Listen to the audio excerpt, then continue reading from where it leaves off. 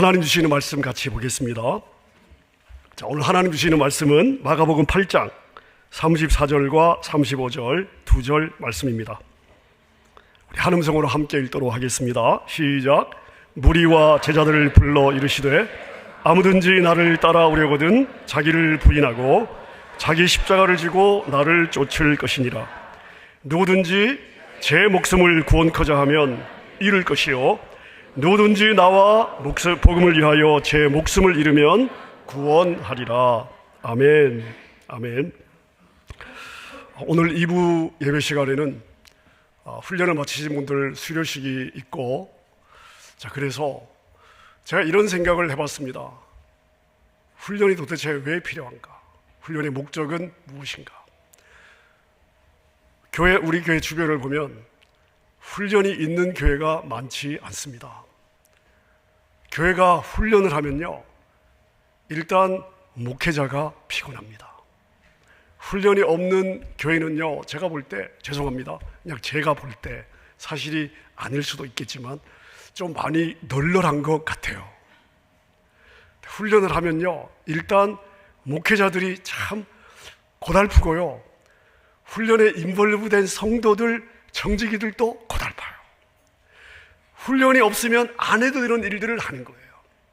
자, 그럼에도 불구하고 우리가 지난 19년 동안 훈련에 목숨을 걸고 지금까지 달려오는 이유가 뭐냐 하면, 여러분, 군인은 훈련 없이 군인이 되지 않습니다.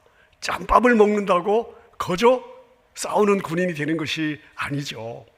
3주든 3개월이든 싸우는 군인이 되려면 싸우는 법을 배워야 되는 거예요.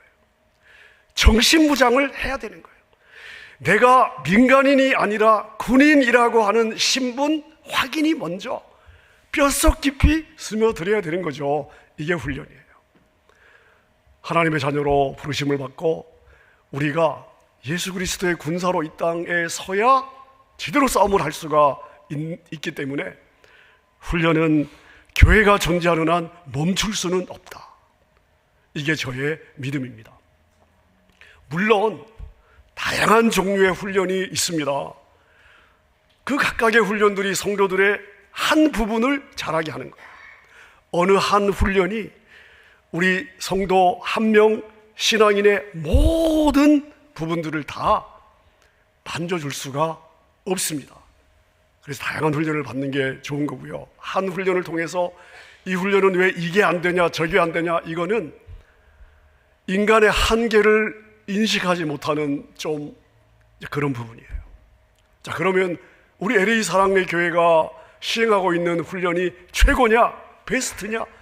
여러분, 저는 한 번도 그렇게 생각해 본 적이 없습니다. 많은 훈련 가운데 우리는 어느 한 특정의 목적을 가지고 특정의 훈련을 해온 거예요.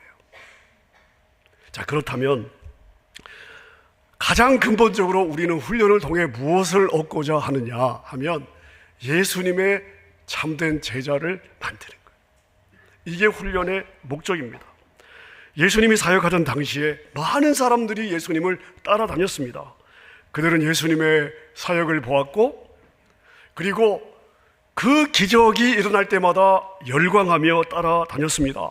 자, 그런데 그들이 다 예수님의 제자였느냐? 그렇지 않아요.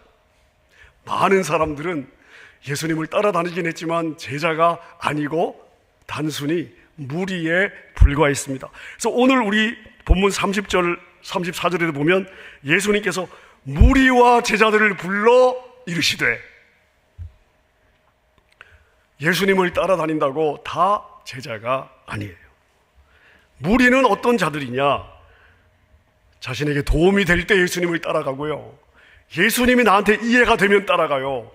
근데 예수님이 나한테 이해가 되지 않고 예수님을 따라가는 것이 나에게 도움이 되지 않으면 언제든지 예수님을 떠나고 버립니다.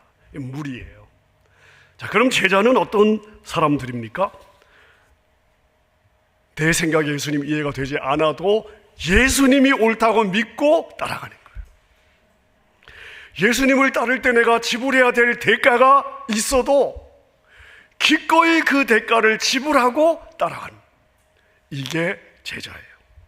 자, 오늘 마가복음 8장 우리가 읽은 이 짧은 두 본문, 아마 여러분들이 처음 읽는 본문은 아닐 것 같습니다. 자, 그런데 이 두 절은요, 예수님이 자신을 따르는 제자들에게 요구하는 삶이에요. 여러분, 우리가 무리가 아니잖아요. 우리가 제자잖아요. 그렇다면 맨날 읽는 이야기, 또 그 이야기구나가 아니고, 나의 스승 되신, 나의 모델 되신, 내가 따라가야 되는 예수님께서 자신을 따르는 자들에게 요구하시는 삶이 뭐냐? 과연 내 삶은 그 스승 되신 예수님이 요구하시는 삶에 조율되어 있느냐, 조율하고 있느냐 하는 부분을 저희가 한 번쯤 생각해 봐야 되는 것이죠. 자, 예수님의 제자들에게 요구하시는 삶, 오늘 이 두 절을 보통 제자도라고 이야기를 해요. 제자의 도, 제자들이 유념하고 따라가야 될 원칙. 여러분, 이건 예수님을 관찰한 사람들이 적은 게 아니에요. 예수님께서 자기의 제자들에게 예수님의 입으로 직접 이야기하신 말씀입니다. 두 가지예요. 하나는 뭐냐? 자기를 부인해라. 나의 제자는 자기를 부인하는 자들이다. 자, 여기서 자기를 부인한다는 것은 단순히 고통을 참는 거라든지 금욕을 의미하는 것이 아니에요. 한번 생각해 보십시오. 내가 부인해야 될, 내가 거부해야 될 나는 뭘까요? 내가 부인해야 될 자기, 나의 자아는 무엇일까요? 여러분, 우리의 자아는요, 죄로 오염이 되어 있습니다. 하나님이 아담을 만들 때 아담의 자아는 오염되지 않았죠. 죄에 오염되지 않았습니다. 죄를 짓기 전 아담은 100%의 순종을 하나님께 드렸고요, 하나님과 교제하는 것을 기뻐했습니다. 자, 그런데 이 자아가 죄로 오염이 되면서 우리 안에 이기심, 교만, 욕심, 질투, 자기 고집 같은 것들이 만들어졌어요. 죄에 오염된 우리 자아의 가장 큰 특징은 뭐냐? 하나님을 기뻐하지 않습니다. 하나님의 뜻이 먼저가 아니에요. 하나님의 뜻을 거스르는 것이 우리의 본성이에요. 우리의 본성은 항상 내가 원하는 것, 나에게 좋은 것, 나에게 기쁨이 되는 것, 그리고 내 생각대로 살기를 원합니다. 그게 죄에 오염된 자아의 특성이죠.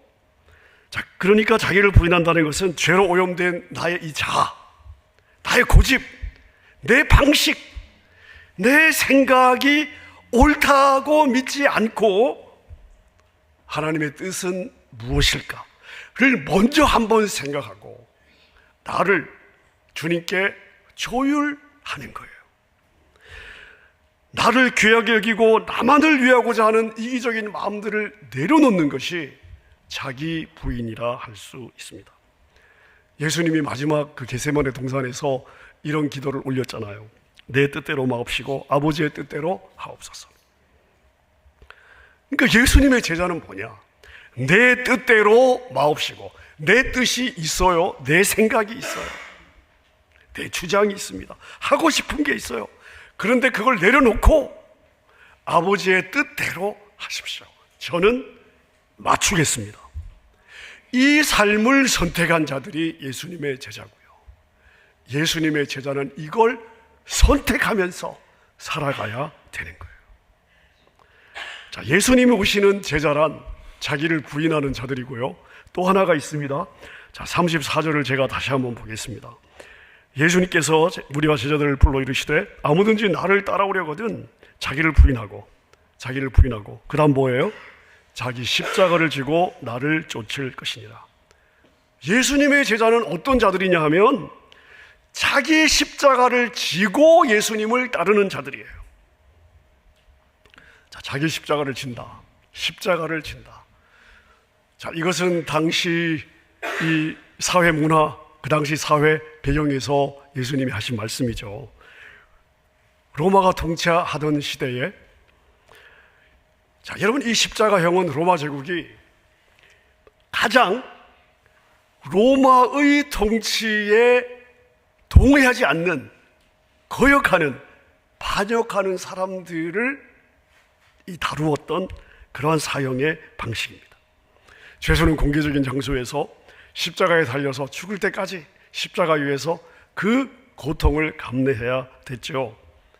공중 앞에서 발가벗겨진 채 죽을 때까지, 자기의 의식이 떨어질 때까지 감당하기 어려운 수치심과 모욕을 느끼면서 죽어갔습니다. 그러니까 이 십자가형은 이 로마 정부가, 로마 제국이 통치 질서를 유지하기 위한 공포 정책의 상징이었던 것이죠. 더군다나 이 유대인들에게도 나무에 달려 죽는 것은 저주를 의미했습니다. 신명기 21장 23절에 보면 나무에 달린 자마다 하나님께 저주를 받았습니다. 자, 그러니까 예수님께서 십자가, 이 나무에서 죽으셨을 때, 죽임을 당하셨을 때, 그 당시 율법에 정통한 유대인들은 자동으로 이 신명기 21장 23절을 떠올렸어요. 저주를 받아 죽는구나. 맞는 거죠. 예수님은 우리의 저주를 대신해서 십자가에서 저주를 받아 죽임을 당한 거예요. 나무에 달린 자마다 하나님께 저주를 받았습니다. 더군다나 십자가 이제 형 언도를 받으면 법정에서 자기가 죽어야 되는 그 처형 장소까지 죄수는 자기가 매 달려야 될 십자가를 지고 걸어가야 됐습니다. 지고 가야 되는, 꽤 먼 거리를 십자가를 지고 가야 되는 거예요. 그러니까 죄수의 몸이 약하면 십자가를 자기가 끌고 가기가 어렵겠죠. 그러니까 예수님의 경우를 보면 구레네 사람 시몬이 대신 예수님의 십자가를 이제 끌고 가게 하지 않습니까? 자, 그러니까 당시 사람들에게 예수님께서 누구든지 나를 따라오려거든 자기 십자가를 지고 나를 따라야 된다라고 이야기했을 때 이 예수님의 이야기를 듣는 당시 사람들은 이게 무슨 의미인지를 그냥 자동으로 아는 거예요. 여러분, 이 십자가를 진다는 것은 단순한 고난이나 어려움을 말하는 것이 아니고 자기의 생명을 내놓는 거예요. 십자가를 지고 어디로 가요? 죽는 자리로 가는 거잖아요.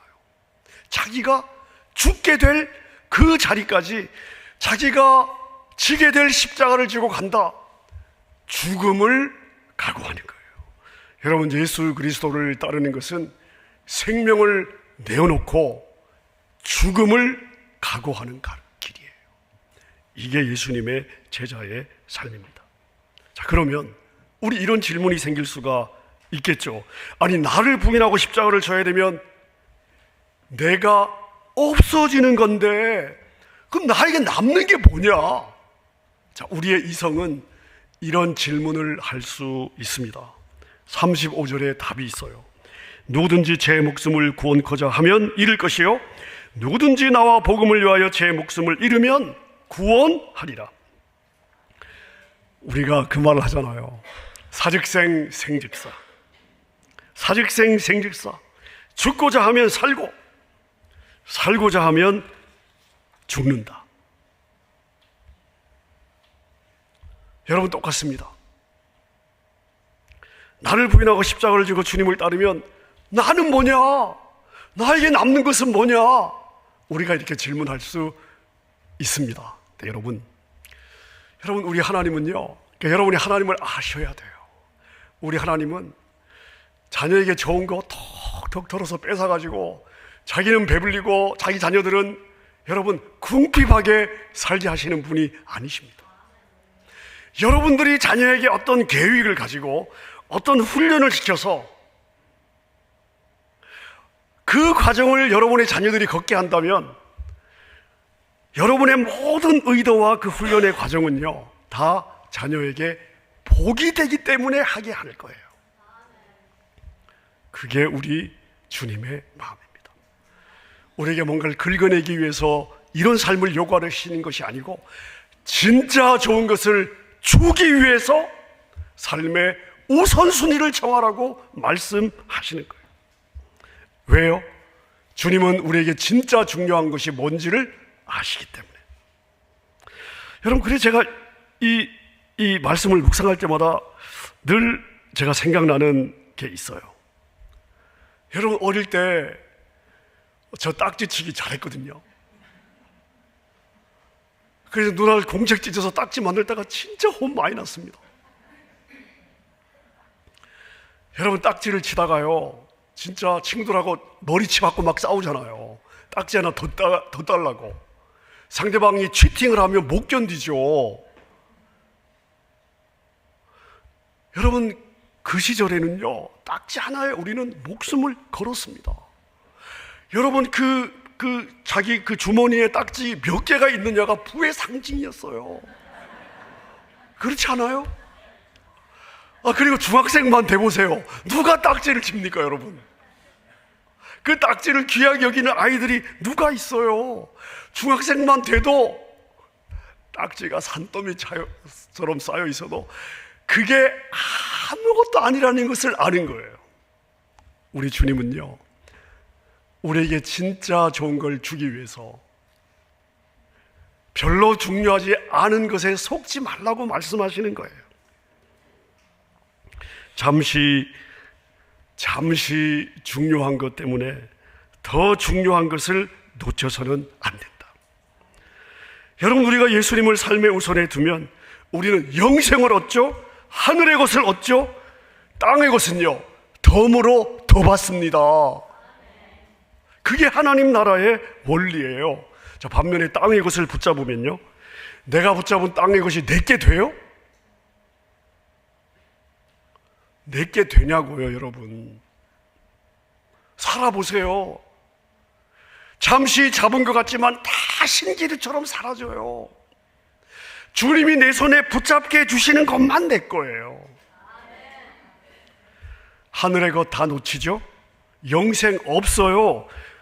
자, 여러분, 상식적으로 한번 계산해 보세요. 뭐가 남는 장사입니까? 하나님은 우리에게 남는 장사를 하게 하려고 제자들에게 제자의 도를 말씀해 주신 거예요. 여러분, 저는 우리 성도 중에 언제든지 예수님을 버리는 그러한 무리는 없는 줄로 믿습니다. 저는 여러분들이 다 예수님을 따르는 제자라고 믿습니다. 제자라면 예수님께서 말씀하신 제자의 도를 염두에 둬야죠. 뭐예요? 자기를 부인하고 날마다 자기 십자가를 지고 주님을 따라가는 거예요. 여러분, 쉽지는 않아요. 제가 쉽다고 이야기를 하는 것은 아닙니다. 목사도 어려운데 여러분이 쉬울 리가 없습니다. 그러나 날마다 우리가 선택해야 되는 거예요. 제자의 도를 따라간다. 나는 제자다. 여러분, 쉽지 않아요. 쉬우면 예수님 이렇게 말씀하실 리가 없어요. 저절로 될 텐데 뭐 하려고 말씀하시겠어요? 여러분, 그래서 우리 한번 제대로 결단하고 그냥 눈 한번 꼭 감고요, 이빨 한번 지끈 힘주고, 한 번밖에 없는 인생, 주님이 우리에게 이 영생을 주시고 하나님의 복된 자녀로 삼아 주셨는데 우리 제자의 길 제대로 한번 걸어가 보십시다. 죽고자 하면 살고 살고자 하면 죽으리라. 먼저 그의 나라와 그의 의를 구하라. 그리하면 너희들은 가난뱅이가 되고 궁핍해지고 어려운 삶을 살 것이다가 아니에요. 먼저 그의 나라와 그의 의를 구하라. 그리하면 이 모든 것을 너희에게 더하시리라. 여러분, 주님의 이 말씀 여러분에게 아멘이 될 수 있기를 바랍니다. 참된 제자의 길을 잘 살아내는 저와 여러분 될 수 있기를 우리 주님의 이름으로 축원합니다. 말씀 생각하면서 함께 우리 찬양했으면 좋겠습니다. 찬양 가운데도 우리 한번 결단하십시다. 나 무엇과도 주님을 바꾸지 않으리, 다른 어떤 은혜 구하지 않으리, 오직 주님만이 내 삶의 도움이시니. 주님의 얼굴 보기 원합니다. 그리고 우리 고백하는 거예요. 주님, I love you. 제 마음 아시죠? 주님, I love you. 여러분의 자녀들이 여러분에게 아빠, I love you. 여러분 가슴이 뭉클하지 않아요? 여러분, 우리 아버지도 엄청 감동하시는 거 아십니까? 왜 이걸 못해요? 하면 되는데, 그죠? 찬양 가운데 고백하십시다. 나 무엇과도 나 무엇과도 주님을 바꾸지 않으리. 다른 어떤 은혜 구하지 않으리. 오직 주님만이 내 삶의 도움이시니 주의 얼굴 보기 원합니다. 나 무엇과도 주님을 바꾸지 않으니. 다른 어떤 은혜 구하지 않으니. 오직 주님만이 내 삶의 도움이시니 주의 얼굴 보기 원합니다. 사랑해요. 주님 사랑해요. 엄마가 정성 다해